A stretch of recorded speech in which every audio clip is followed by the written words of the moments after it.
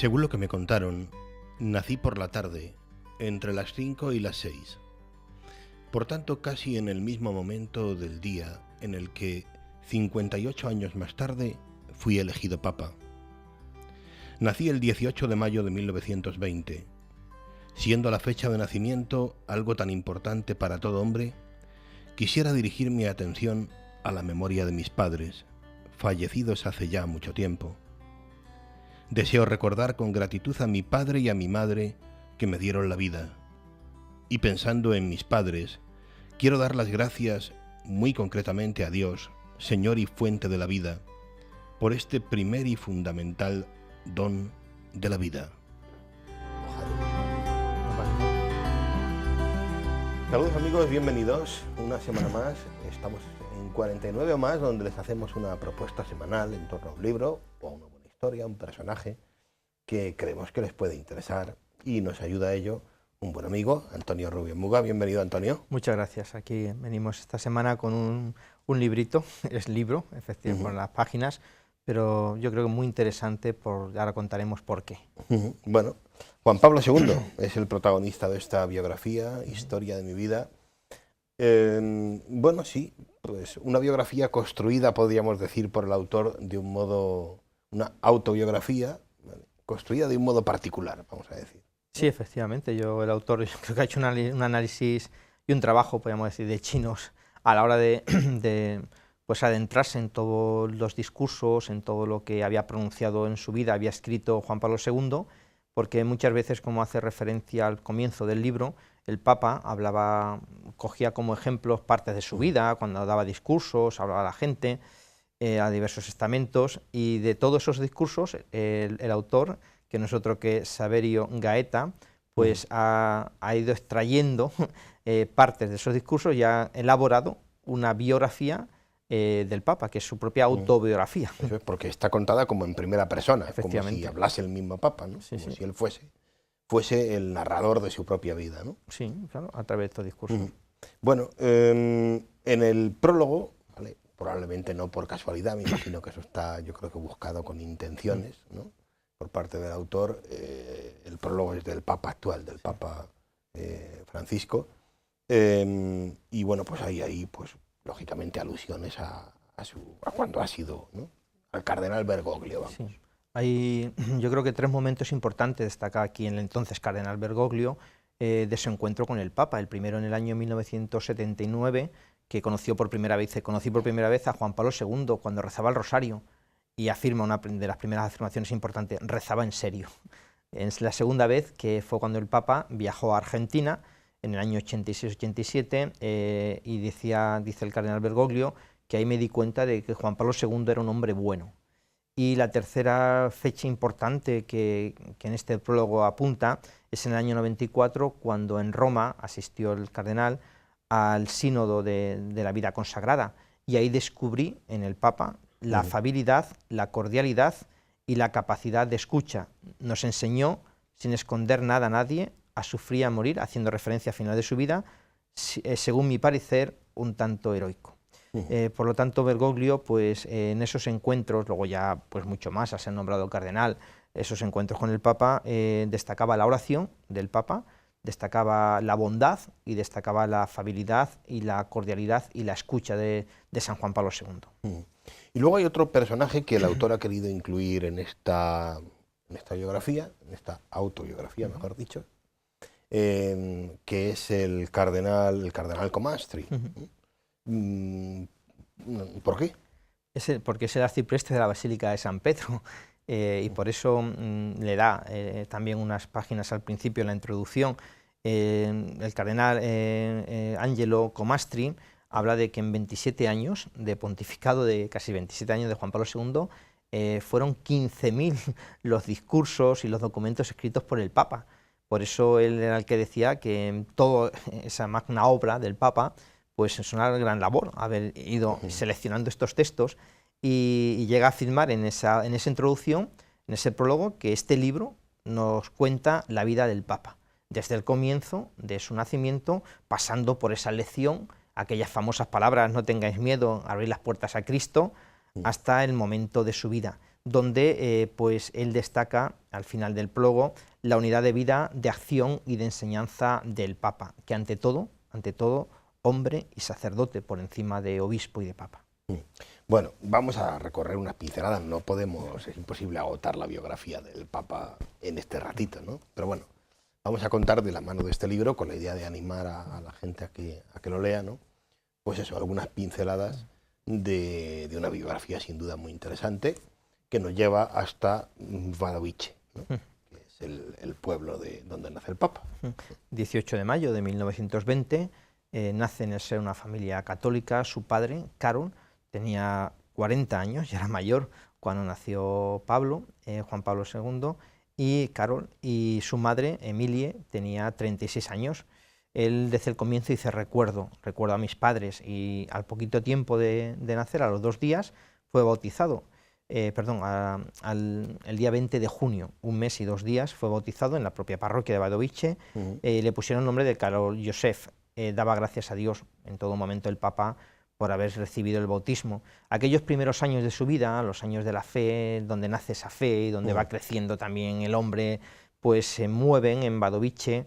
Dice que su fe no era algo ni mucho menos tradicional, que no era, sino que surgió del profundo de su convencimiento. Dice, era el resultado también de mis esfuerzos por buscar una respuesta a los misterios del hombre y del mundo. La fe era un don. En ningún momento, muchas veces tenemos esa imagen de la religión tradicional en Polonia. Él se desvincula, él dice que la fe surge algo por su propia búsqueda, y eso lleva pues a adentrarse en lo profundo de su vida. Y una etapa muy interesante es la siguiente ya, porque sus padres hacen el esfuerzo, como tantos otros, ¿no?, de ayudarle y de que entienda que tiene que estudiar, que tiene que formarse. Y ahí ya llega la época de la universidad y de Cracovia. Sí, fallece una hermana que él tenía, apenas conoció, su hermano Edmund, también va a fallecer después, que estudia medicina. Al final, pues su madre también fallece, con lo cual pues prácticamente se queda solo con su padre. Y entonces ese sufrimiento, esas dramáticas vivencias de su infancia van a quedar marcadas. Tienen que trasladarse como bien dices, a Cracovia, para poder estudiar en la universidad. Destaca de esos primeros años el amor a su pasión, y también los partidos de fútbol. Es muy curioso cómo habla del fútbol, habla también de las caminatas con su padre, el deseo por ser montañista, donde va a descubrir a Dios en la naturaleza, en las maravillas de la creación. Marcha a Cracovia, va a estudiar filosofía en la facultad polaca, y al poco tiempo estalla la Segunda Guerra Mundial. Una época de violencia, una época donde él va a recordar por haberlo vivido, el holocausto judío, donde va a descubrir, dice, su vocación al sacerdocio, se va a fraguar en este comienzo de la Segunda Guerra Mundial. Y ahí viene el conocimiento, que eso es algo que yo había oído ya en más de una ocasión, y probablemente muchas de las personas que nos ven también, el conocimiento de los grandes místicos españoles, y a partir de ellos o con ellos, del español. Sí, efectivamente. Él en ese periodo pues se prepara de manera intensa para entrar al seminario, un seminario que va a ser clandestino al comienzo. Y él, qué mejor preparación que estudiar a los místicos, a los grandes místicos, y no queda otra que pasar por Santa Teresa, de manera especial por San Juan de la Cruz. Y para leerle, pues qué mejor que hacerlo en su propia lengua, en su propio idioma, y por eso estudia español. Él se va a adentrar en el estudio del español, en la mística, y también destaca en aquella época el gusto, podríamos decir, por la Eucaristía, por la oración al Santísimo como fuente y fundamento de su vida. Es interesante cómo también al poco tiempo estalla la Segunda Guerra Mundial. En este periodo suyo de estudiante va a fallecer su padre el 18 de febrero de 1941, y ahí sigue que se va a quedar solo en el mundo, y se va a refugiar en uno de los aspectos que destacaba al principio del prólogo el cardenal Bergoglio, que es la oración. Oraba en serio, decía Bergoglio, pues la oración va a ser su apoyo en este momento en que se queda solo ante el mundo. Para entender lo de la clandestinidad del seminario, hay que situarnos en la época de la que estamos hablando. Digo porque has hecho alusión a que el seminario, cuando él inicia, pues estamos hablando de un seminario clandestino, y eso se explica por el momento en el que estamos, el momento histórico, sí, en Polonia. Polonia fue invadida por los alemanes al comienzo de la Segunda Guerra Mundial, y era curioso también que para no ser deportado a Alemania tenían que trabajar en trabajos de beneficio de la comunidad, podríamos decir. y él pues pasa a trabajar en una cantera para una empresa de química. Él ya tenía esa idea de entrar en el seminario y estudiaba mientras estaba trabajando. Ahí destacaba él la solidaridad y el compañerismo de sus compañeros, nunca mejor dicho, de trabajo, porque descubrieron en él esa inclinación al sacerdocio, y había tiempos que le dejaban a él libre, hacían ellos su trabajo por el Papa, para que él pudiese estudiar y pudiese prepararse ese examen de ingreso al seminario. En ese periodo también va a haber un momento importante porque va a sufrir un accidente, que esto es un dato poco conocido del Papa. Un 29 de febrero del año 1944 es atropellado por un coche, entonces que lo dejaría inconsciente al margen de una carretera.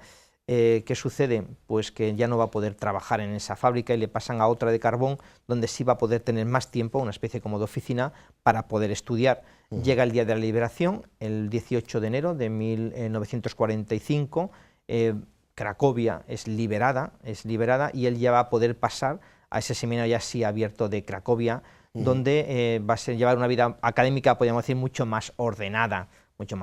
Y quizá eso le proporcionó llegar a un momento a destacar, ¿no? como buen estudiante, sí. Y de hecho va a acabar en Roma. Sí, él efectivamente destaca por sus estudios, por su inteligencia, y es enviado 2 años a Roma.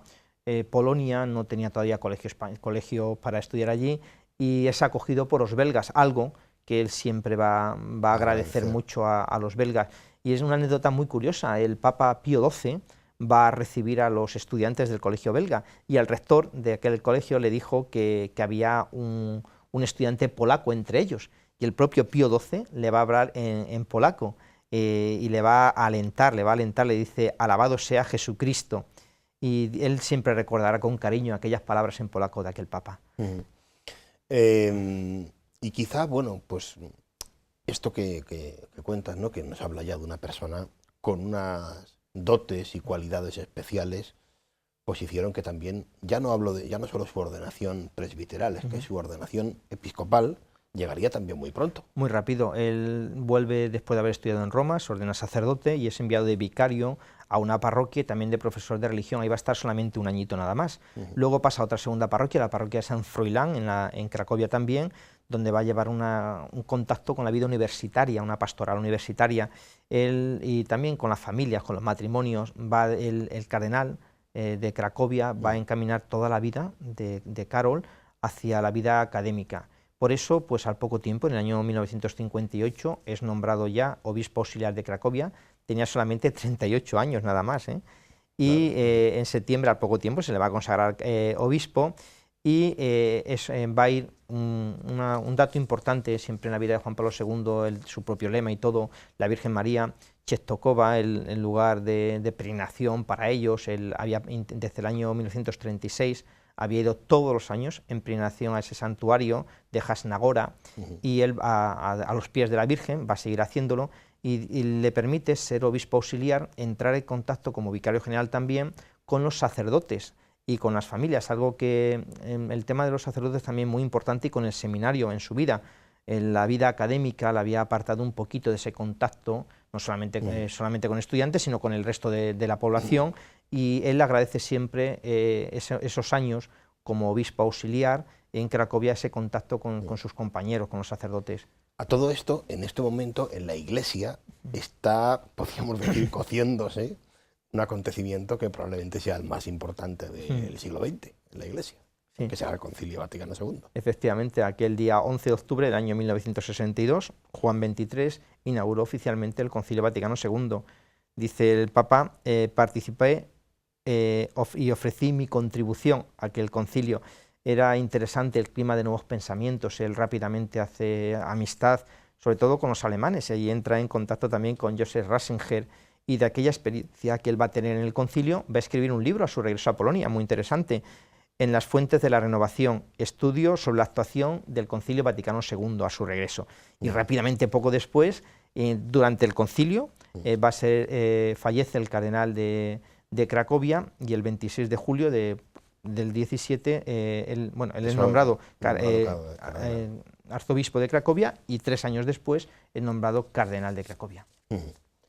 Y bueno, pues y a partir de aquí pues llegaría un momento, pues probablemente que ya algunas personas quizá que nos ven recuerden, ¿no? Que es un momento que supuso pues cierta conmoción también, ¿no? En Europa, ¿no?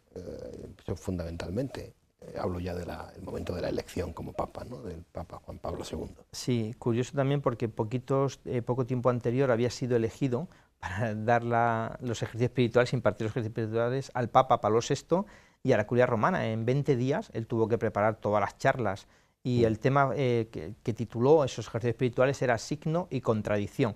Muere el Papa Pablo VI y rápidamente pues el primer cónclave donde va a ser elegido Juan Pablo II, y él dice: creo, él ya asistió en el cónclave, creo que es el hombre ideal, gracias a su piedad y humildad dispone a la acción del Espíritu Santo. Este Papa es el que necesita la Iglesia hoy. Pero como todos sabemos, al poco tiempo pues fallece el Papa y un segundo cónclave donde ya va a salir él como Papa. Un momento ciertamente, como digo, sí, pues, singular, pues porque había una tradición también de papas italianos, ¿no? Que quizás esperaba eso, ¿no? Y aparece un señor venido de Polonia, ¿no? Sí, en aquel 16 de octubre del año 1978 es el elegido Papa. Él tenía un deseo desde el principio, que también lo deja claro en el libro: testimoniar que Cristo, buen pastor, está presente y actúa en su iglesia.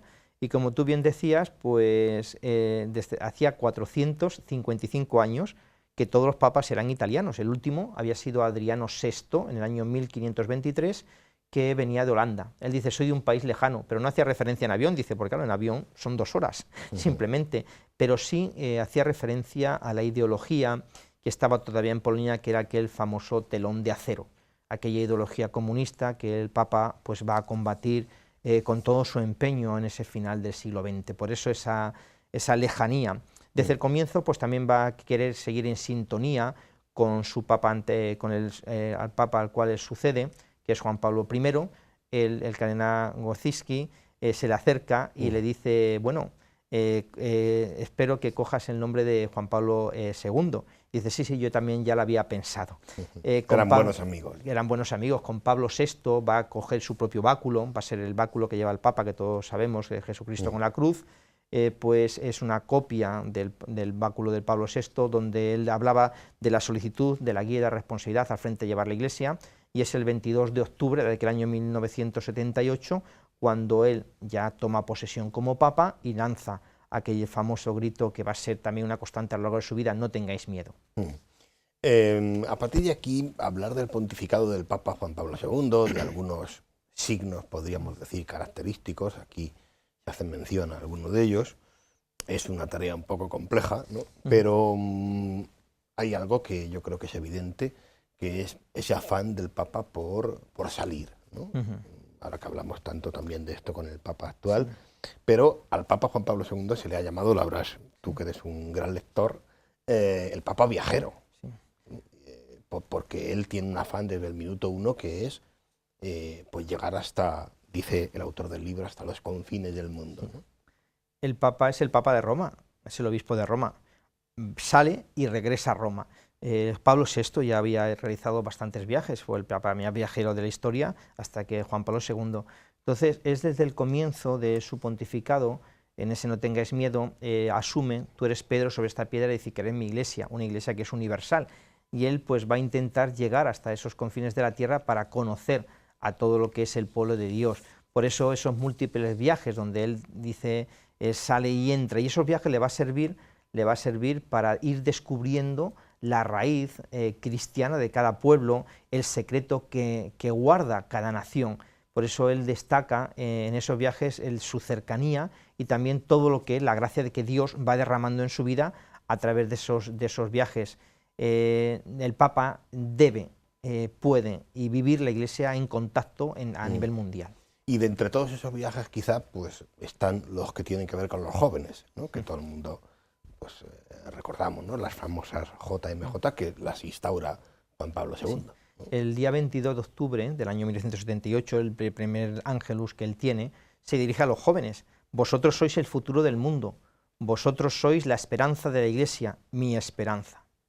Tengo confianza en los jóvenes, el futuro del mundo y de la Iglesia. En el primer Ángelus, las primeras palabras dirigidas a los jóvenes, el futuro, la esperanza de la Iglesia. Y eso va a llevar pues, a esas jornadas de la juventud que se van a instaurar, que si llegan hasta nuestros días, donde millones, no digo miles, millones de jóvenes se han movido por todo el mundo, no solamente el contacto con el que es el sucesor de Pedro aquí en la tierra, sino también un revulsivo para la vida cotidiana. Esos son momentos puntuales donde se acercan, donde uno capta pues toda esa energía que tiene tuvo Juan Pablo II, que tuvo incluso el Papa Benedicto XVI y que el Papa Francisco está teniendo y que luego les sirve para el resto de su vida. La juventud no es un periodo definitivo, sino es transitorio y esa energía muchos jóvenes luego la han vivido y se la han aplicado para su vida adulta. Hay multitud de testimonios, ¿no?, de jóvenes que cuentan cómo les ha cambiado, transformado, ¿no?, precisamente asistir a una JMJ, ¿no? Y una realidad que va a aparecer también, bueno, está la constante de la oración, que lógicamente se mantendrá, ¿no? Pero va a aparecer, y creo que todos tenemos en la mente, ¿no?, la imagen del sufrimiento, ¿no?, en el Papa Juan Pablo II, ¿no? Sí, el Papa que sufre con el mundo y que sufre en su propia carne. Hacíamos referencia a ese accidente que le tuvo inconsciente, primer contacto con el sufrimiento. Él hablaba de que nunca, pues a pesar del sufrimiento de la muerte de su familia, pero el tema de los hospitales, como que nunca había tenido mucho contacto con él. Entonces él, un Papa longevo, lo cual agradece a Dios por ese momento, algunos hayan pensado a raíz de su enfermedad, pues que él pudiera renunciar, una renuncia voluntaria que en ningún momento se dio. Dios me había permitido experimentar en mi propia carne lo que es el sufrimiento y eso comprender un poquito más lo que es el sufrimiento de Jesucristo en la cruz. El sufrimiento que en los últimos años de su vida va a estar ahí presente y que él lo va a vivir como también una oblación, como una entrega, igual que Jesucristo en la cruz, a la Iglesia. Momentos verdaderamente sobrecogedores esos, ¿no?, pero que, como digo, son una constante porque, bueno, pues estoy pensando ahora pues, en el famoso atentado. Hay cantidad de momentos, ¿no?, en su vida vinculados a, pues eso, como tú dices, ¿no?, a sufrimiento, ¿no? El sufrimiento físico, uno de los grandes misterios de la humanidad es el sufrimiento físico, que también muchas veces conlleva el sufrimiento espiritual y el sufrimiento moral. No olvidemos las visitas también que hizo a los campos de concentración, algo muy cercano a él, en cuanto no solamente en el tiempo, sino también en el espacio, esos campos de concentración muy cercanos a su lugar, a Wadowice o a Cracovia, donde desarrolló su vida pues, como arzobispo, pues aquellos lugares también conmoverían, suponemos, su espíritu como pastor y como posteriormente después como papa. Luego hay una cosa muy interesante que quizá mucha gente no sabe, volviendo al tema del sufrimiento de los últimos días de la vida del Papa Juan Pablo II, donde le vimos todos, ¿no?, pues en esa situación tan tremenda, cómo él vincula esos momentos y ese sufrimiento a su lema, al conocido y famoso lema, al totus tus, ¿no? Sí. El día 24 de febrero del año 2005, pues hubo que hacer una traqueotomía, porque tiene insuficiencia respiratoria, y al despertar de la anestesia pidió un papel, y lo primero que puso en el papel fue totus tu, el lema que había tenido él a lo largo de su vida. Aquellos fueron momentos difíciles, hemos dicho febrero. En marzo va a escribir, él ya no podía prácticamente hablar, va a escribir lo que era el Via Crucis, que Joseph Ratzinger va a leer en nombre del Papa en aquel coliseo, como se hace en romano, como se hace todos los años, y esos fueron unos últimos meses muy duros. Hacía poquito que había fallecido una gran amiga espiritual suya, que es Sor Lucía, la vidente de Fátima. Tiene una amistad tremenda espiritual con ella, y él ya sabía que también se acercaba el momento final de su vida, ese momento que llegaría, como todos recordamos, aquel día 2 de abril del año 2005, a las 21 horas y 37 minutos fallece. Benedicto XVI va a decir de estos últimos momentos: ninguno de nosotros podrá olvidar cómo el último domingo de Pascua de su vida, el Santo Padre, marcado por el sufrimiento, se asomó una vez más a la ventana del Palacio Apostólico Vaticano y dio la bendición Urbi et Orbi por última vez.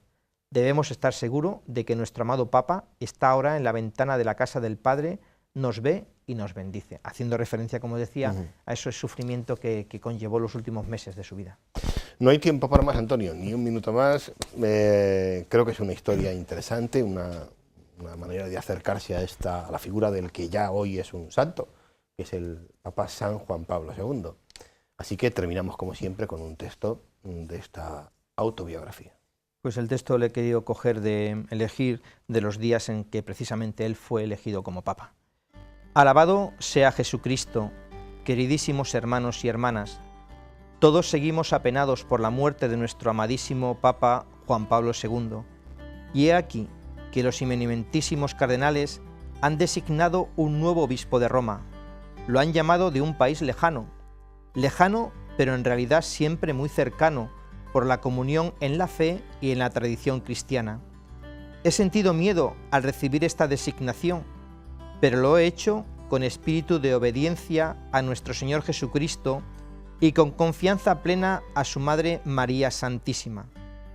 No sé si podré explicarme bien en nuestra lengua italiana. Si me equivoco, me corregiréis.